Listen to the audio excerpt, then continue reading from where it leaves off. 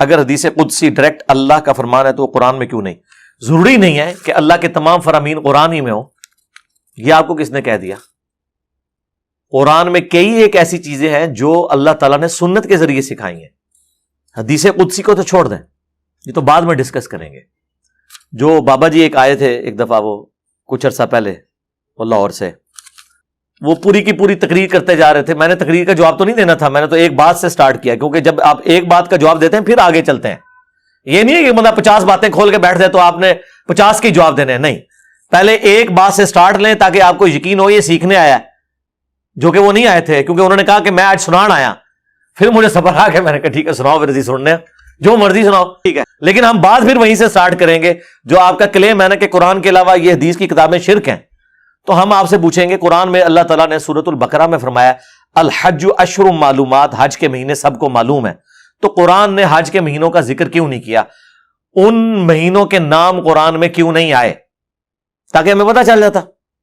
اس لیے کہ اللہ نے خود ہی کہہ دیا ہے کہ سب کو معلوم ہے.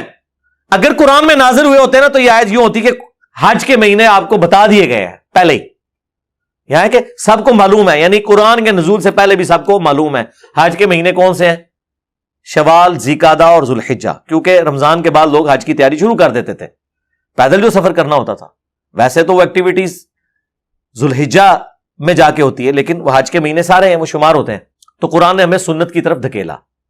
خود قرآن میں اللہ تعالیٰ فرماتا ہے جب تم اذان دیتے ہو تو تمہاری اذان کا مذاق اڑاتے ہیں. اسی طریقے سے سورۃ الجمعہ میں آیا کہ جب جمعے کے لیے اذان دی جائے تو مسجد کی طرف جاؤ. تو اذان کے الفاظ کدھر ہیں؟ قرآن میں کہیں الفاظ آئے ہیں اذان کے؟ سنت میں آئے ہیں. تو اس کا مطلب ہے کہ قرآن تو سنت کو پہلے ہی مانی ہوئی ہے. اسی لیے غامدی صاحب نے جملہ صحیح بولا تھا کہ سنت قرآن پر مقدم ہے. یہ مقدم سے مراد افضلیت والا نہیں، یعنی سنت پہلے تھی، قرآن بعد میں نازل ہوا ہے. مجھے بتائیں یہ جو حج یا عمرہ کے موقع کے اوپر خصوصاً حج تمتع کے لیے جانور قربان کرنا، یہ سنت ابراہیمی ہے نا؟ ایسا ہی ہے نا؟ حج سنت ابراہیمی ہے نا؟ تو یہ جو حج کی جو سنت ابراہیمی ہے یہ قرآن کے نازل ہونے کے بعد سے ہے یا قرآن کے نازل ہونے سے پہلے سے ہے؟ پہلے سے. قرآن میں موجود ہے ملت ابیکم ابراہیم ہوا سماکم المسلمین من قبل وفی ھذا، پیروی کرو اپنے باپ ابراہیم کی ملت کی جس نے قرآن کے نزول سے پہلے تمہارا نام مسلم رکھا تھا، اور اس کتاب میں بھی اللہ نے تمہارا نام مسلم رکھا. یہ قرآن میں بھی آ گیا کہ ابراہیم جو ہے، ہو سکتا ہے کل نو کو کہ جی دسو ایک کتنے لکھے ہے کہ ابراہیم قرآن سے پہلے کے ہیں، یہ بھی قرآن لکھا ہے. ملت ابیکم ابراہیم ہوا سماکم المسلمین من قبل وفی ھذا، اس سے پہلے ابراہیم نے تمہارا نام مسلم رکھا اور اس کتاب میں بھی اللہ نے نام مسلم رکھا. اچھا ابراہیم قرآن سے پہلے ہیں تو حج تو پہلے سے چل رہا ہے، اس کا مطلب ہے سنت ابراہیمی قرآن سے مقدم ہے، پہلے سے چل رہی ہے. سنت ابراہیمی جو چل رہی تھی اس کو قرآن نے آ کے انڈورس کیا، جو غلطیاں تھیں وہ ہائی لائٹ کی، نبی الاسلام کے ذریعے شریعت کی خرابیاں دور کی گئیں. سمجھ آ گئی آپ کو بات؟ سمجھ آ رہی ہے نا؟ تو یہ قرآن ہی نے ہماری رہنمائی کی ہے سنت کی طرف. تو وہ سوال کیا تھا؟ حدیث قدسی. تو لہٰذا اب یہ تو سوال بہت چھوٹا رہ گیا نا. تو جتنی سنتیں ہیں، نماز کا طریقہ، حج کا پورا طریقہ، نماز میں پڑھے جانے والے اذکار، یہ سب کی سب چیزیں سنت سے ٹرانسفر ہوئی ہیں. اسی میں اگر ایک حدیث قدسی بھی ٹرانسفر ہو گئی تو کوئی فرق پڑتا ہی نہیں. قرآن میں ہے کہ ہم نے تمہیں مکے میں حکم دیا تھا کفو ایدیکم، سورہ النساء میں، کہ اپنے ہاتھوں کو بندہ رکھنا ہے. جہاد کی اجازت مدینے میں ملے گی، لیکن پورے قرآن میں کہیں آیت موجود نہیں کفو ایدیکم.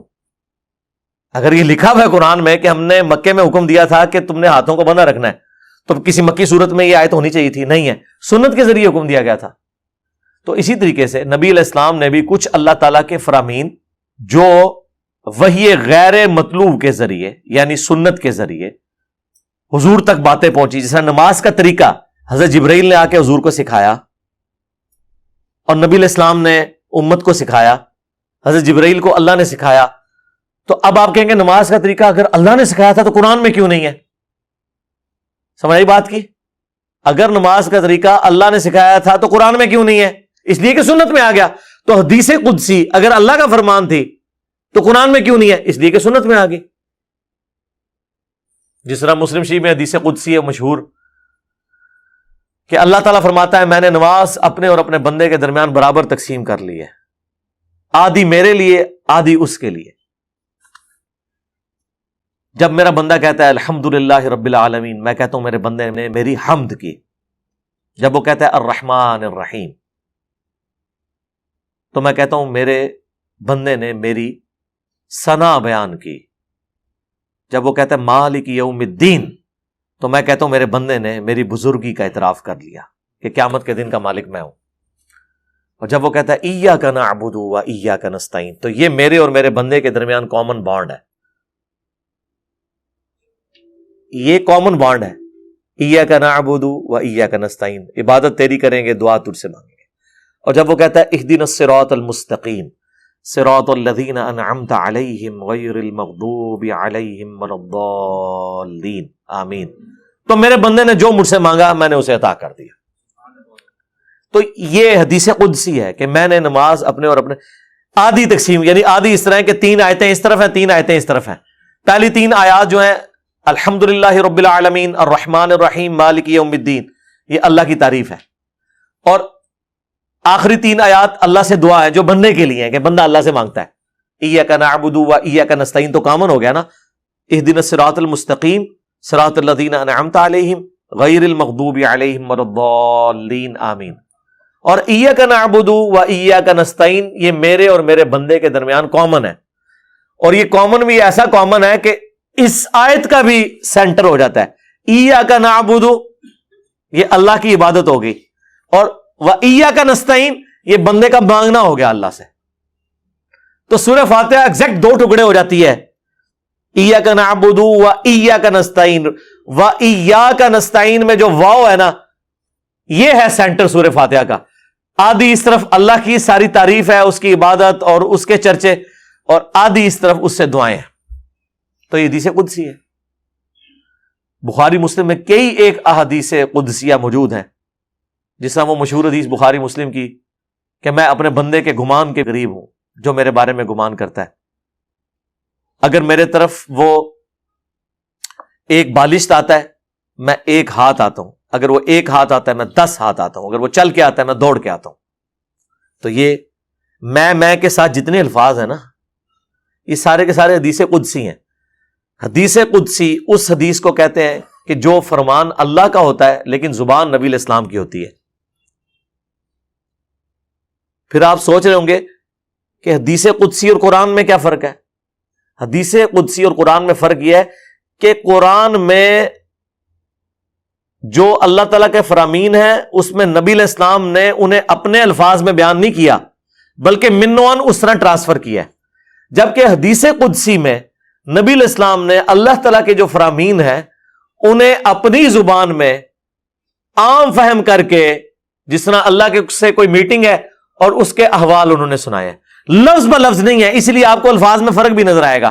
قرآن میں آپ کو الفاظ میں فرق نہیں نظر آئے گا، احادیث میں آئے گا ایک ہی حدیث قدسی مختلف جگہ ہوگی، تھوڑے بہت الفاظ کے فرق کے ساتھ ہو، وہ راویوں کا بھی ہو سکتا ہے فرق، اور نبی الاسلام اس کو ایکسپلین کرتے ہوئے بھی اس میں آپ کے اوپر کوئی obligation نہیں ہے کہ آپ نے ورڈ بائی ورڈ ہی اس طرح بتانا ہے۔ کچھ چیزیں ورڈ بائی ورڈ بھی بتائی ہیں، جس طرح بخاری مسلم میں ہے کہ ابن مسعود کہتے ہیں کہ نبی علیہ السلام ہمیں نماز کا تشہد اس طرح سکھاتے تھے جس طرح قرآن، التحیات للہ والصلوات والطیبات، یعنی ورڈ بائی ورڈ سکھائے۔ بعض چیزیں دعاؤں میں بھی ورڈ بائی ورڈ ہیں، بعض بالمفہوم ہے، ذہن میں رکھیے گا۔